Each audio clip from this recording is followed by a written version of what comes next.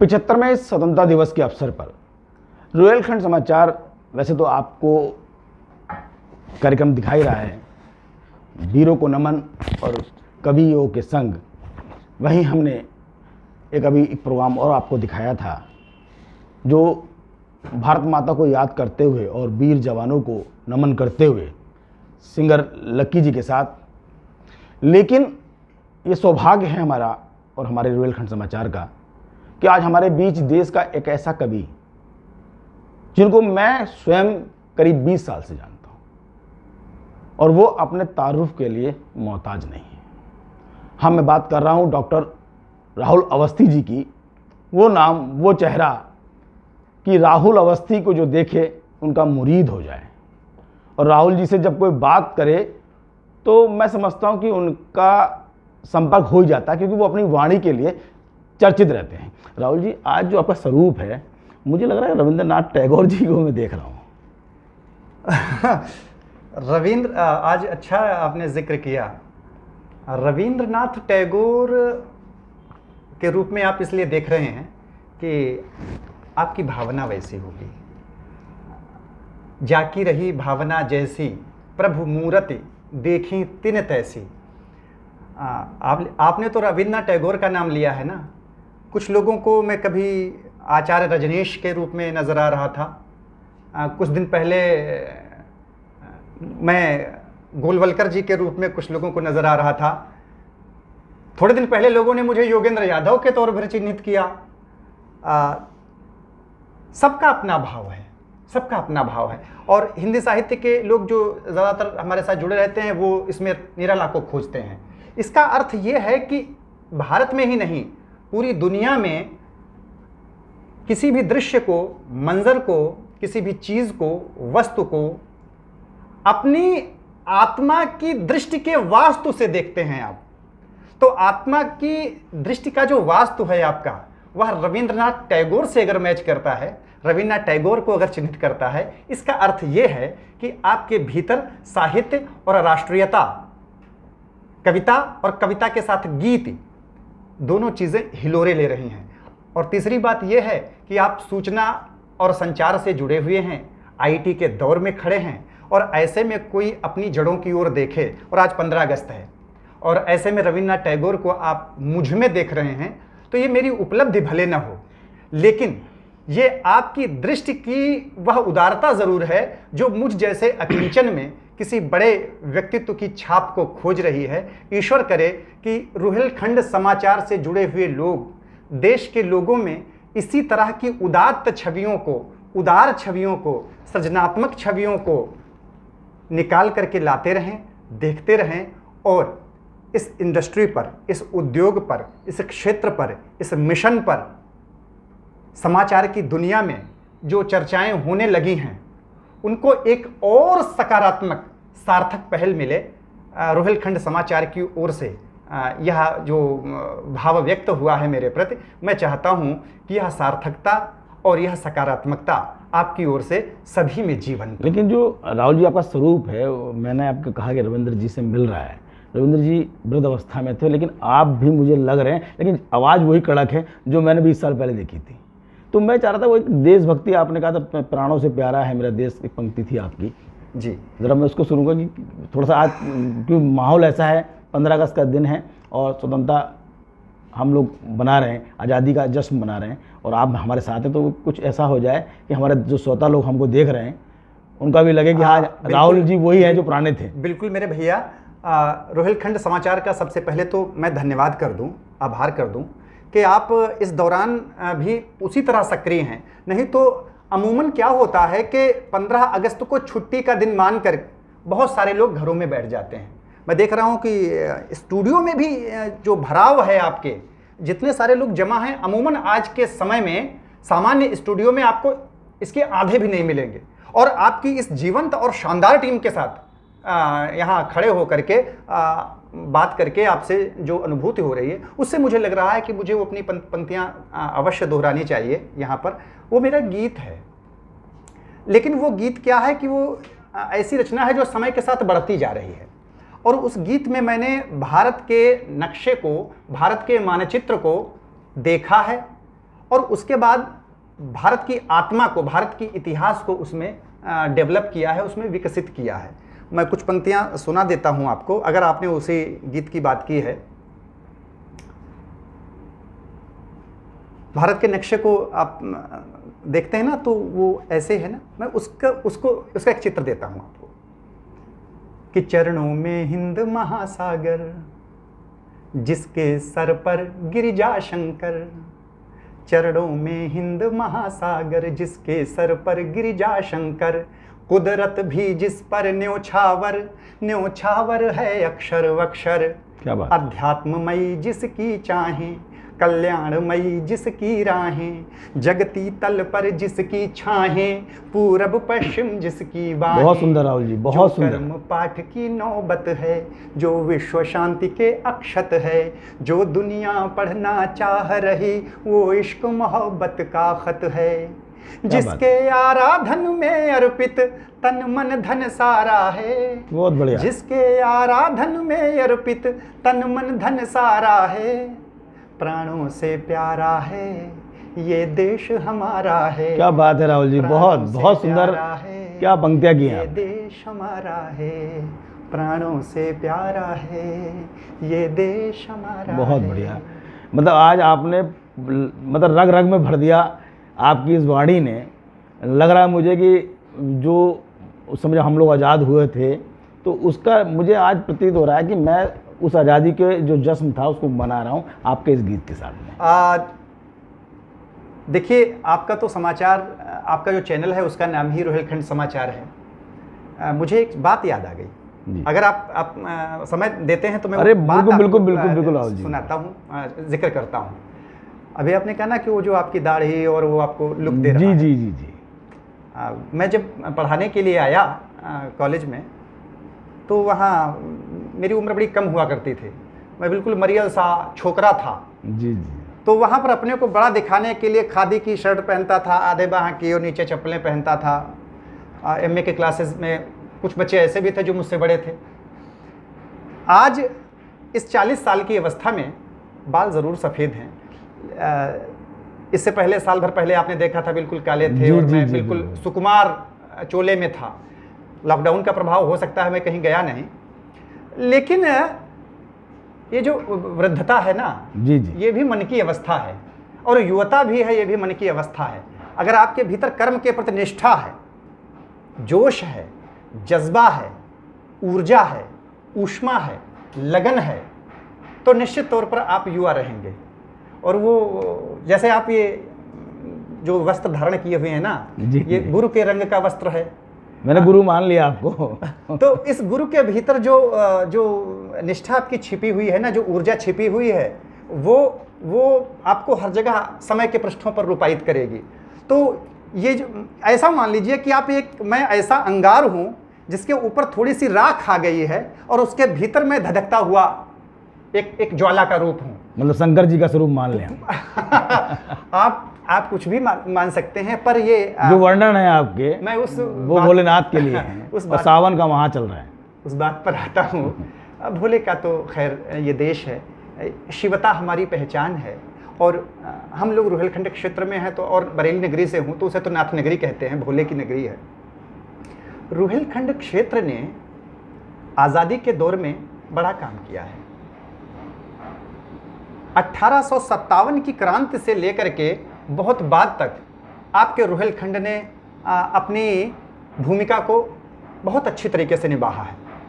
मैं तो जिस कॉलेज में रहा हूँ, बरेली कॉलेज बरेली में, उस बरेली कॉलेज ने पूरे रोहिलखंड क्षेत्र की भूमिका को इस तरीके से निर्वाहा है, अपने शिक्षकों के रूप में, अपने बच्चों के रूप में, अपने शिक्षार्थियों के रूप में, कि पूरी वैदेशिक सत्ता से लड़ने के लिए, जूझने के लिए, संघर्ष करने के लिए एक साथ खड़े हुए।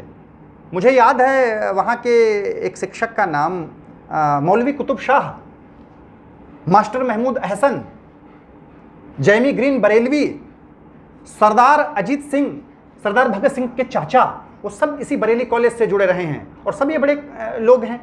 इन लोगों ने रोहिलखंड की ओर से आज़ादी के यज्ञ में जो काम किया है वो बड़े महत्व का है।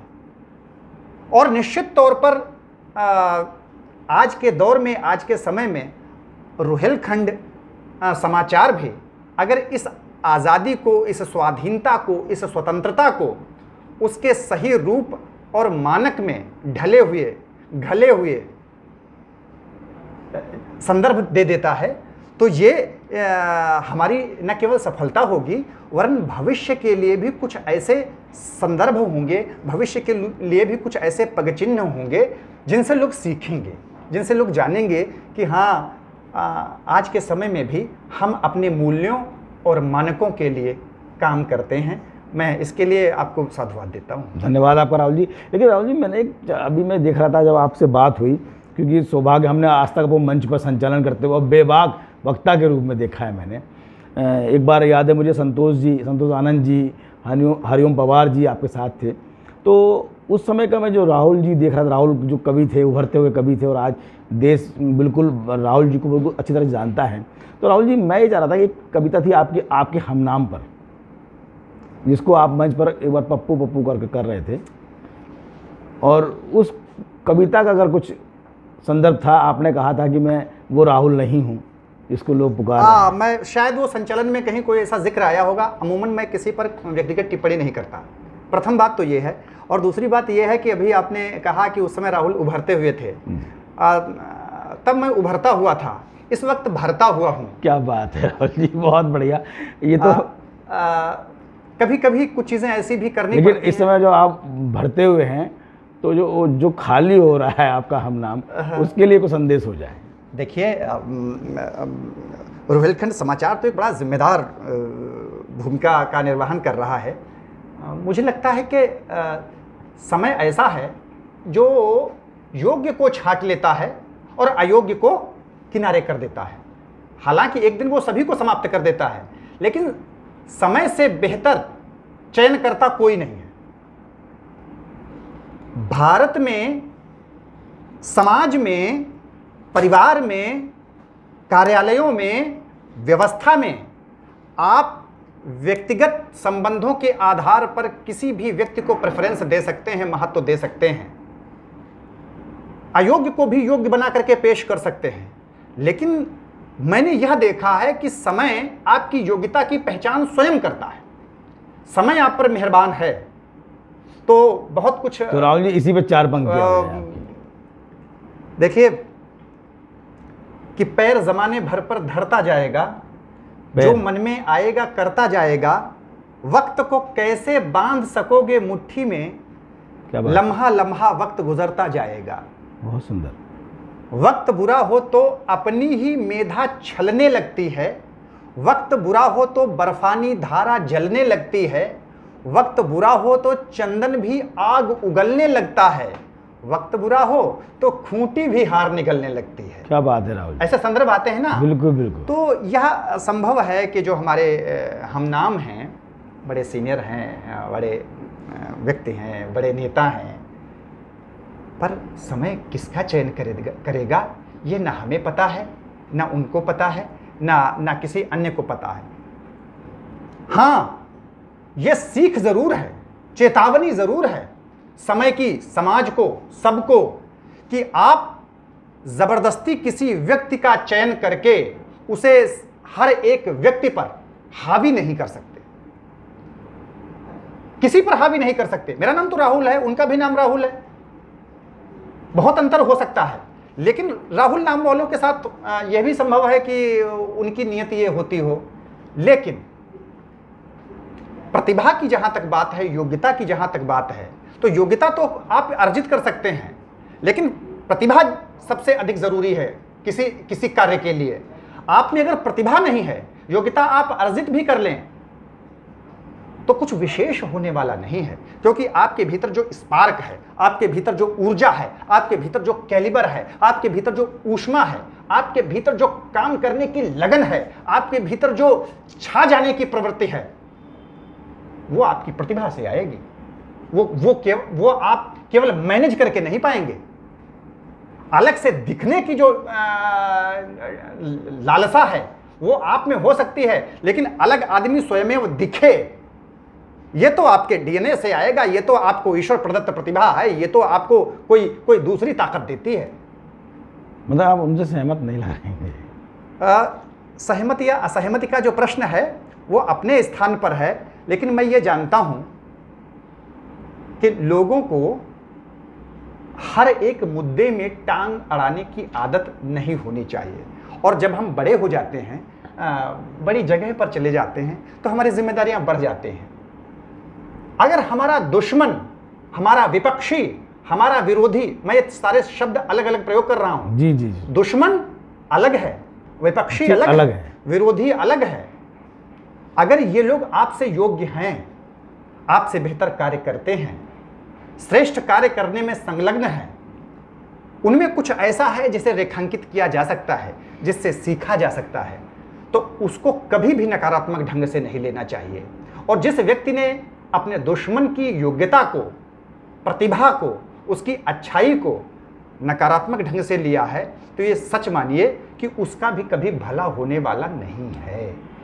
आप किसी भी विषय पर खड़े हो जाते हैं, आपको पता भी नहीं है कि आपको किस मुद्दे पर बोलना है, लेकिन आप बोले जा रहे हैं। ऐसे में वो एक मैं बात कहता हूं कि बहुत सारे लोग जल्दबाजी में केवल दूसरे को अपोज करने के लिए, केवल दूसरे का विरोध करने के लिए भूल जाते हैं कि उनके लिए मूल मंत्र क्या है और मलमूत्र क्या है। क्या बात है। तो इसलिए मैं इतने से अधिक इस वक्त ना तो उन पर टिप्पणी करना चाहता हूं और ना ही इस बहाने किसी और से बात करना चाहता हूं कि आप अपने को कितने गहरे में लेते हैं। आपने देखा ना यहां का हाल, कुछ दिन पहले समय क्या कर रहा था। समय के साथ व्यक्ति को उठना पड़ेगा, बोलना पड़ेगा, चलना पड़ेगा, लड़ना पड़ेगा, शांत से बैठना पड़ेगा। और अगर आप समय के विरोध में जाते हैं, विपक्ष में जाते हैं, समय का दुरुपयोग करते हैं, तो निश्चित तौर पर सच मानिए कि समय एक दिन आपको छाट करके आपको समाप्त कर देगा। तो पंक्तियां, मैं आपकी वो पंक्तियां सुनना चाह रहा था। वो बहुत पुरानी पंक्तियां हो गई हैं, हमारे दर्शकों के लिए तो नहीं होंगी राहुल जी। वो हास्य में कभी हमने टिप्पणी कर दी होगी। वो पंक्तियां ये थी कि बहुत पुरानी बातें हो जाती हैं तो याद भी नहीं आती है ना। देखिए, कुछ लोग ऐसे भी होते हैं जिन पर लिखा हुआ भी याद नहीं आता है। अच्छा तो चलिए राहुल, आपके अगर, और ये मान लीजिए कि मैं वो पंक्तियां हो सकता है कि मैं नहीं बोलना चाह रहा, चर्चा नहीं करना चाहता हूं। उसका कारण ये है कि वो सशक्त हैं ज़रूर, लेकिन जो हालात हैं उसमें सिर्फ इतना कहना होगा कि मरे हुए को मारना कोई अच्छी बात नहीं। क्या बात है। राहुल जी, एक चलते चलते हम अपने श्रोताओं के लिए आपसे ही चाहेंगे कि एक वीर रस का बढ़िया सा जो दर्शकों को छू जाए मन पे कि हाँ, रोहिलखंड समाचार पर डॉक्टर राहुल अवस्थी वही राहुल अवस्थी बैठे हैं जिनको 20 साल पहले देखा जाता था। कम से कम आपने ये बात तो कही कि वीर रस की कोई ऐसी चीज़ हो जो छू जाए, उतर जाए। तमाम बार ऐसी कविताएं मैंने जब सुनाई तो मेरी चीज़ें ब्लॉक कर दी गई, हटा दी गई। किस आधार पर हटाई गई मुझे नहीं पता है, क्योंकि इस देश में तो बोलने वाले ऐसे भी लोग हैं जिनको यह समझ ही नहीं है कि उन्हें क्या बोलना चाहिए, लेकिन वो बातें चल रही हैं, संदर्भ से रहित बातें बोली जा रही हैं। इतिहास में उस बात का ना तो कोई जिक्र है, और अगर इतिहास में उसका जिक्र है तो उससे विपरीत जाती हुई बातें बोली जाती हैं। जब ऐसे लोगों की भी बातें चल रही हैं और लोग स्वीकार रहे हैं, तो हमारी बातें हटाई क्यों जाती हैं? और मुझे लगता है कि ये अपने समय का सच हो सकता है जिसे आप अपने ढंग से दिखाएंगे।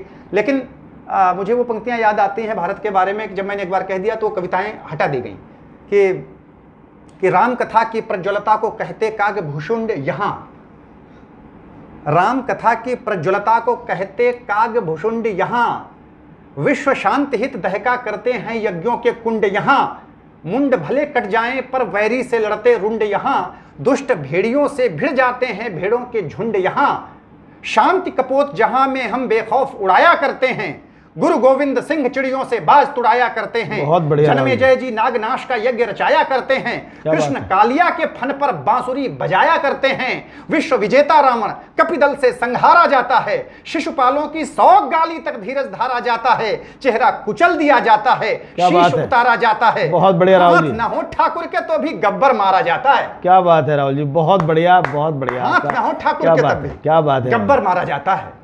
हाथ बहुत- ना हो ठाकुर के तब भी गब्बर मारा जाता है। मुझे लग रहा है कि आज जो 20 साल पहले जिन राहुल जी को मैंने देखा था, आज भी राहुल जी परिपक्व हैं पूरी तरह से।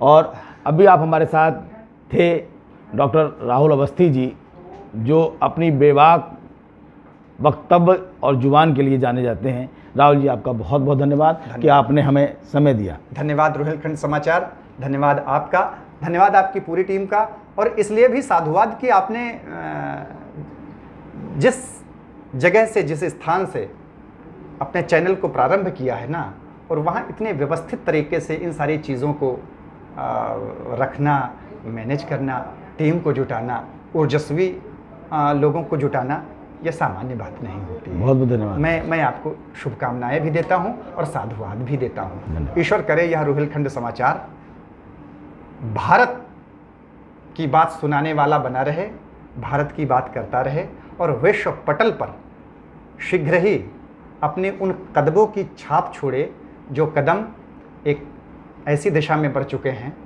जो आपकी पहचान बनने वाले हैं। धन्यवाद, बहुत बहुत धन्यवाद। धन्यवाद।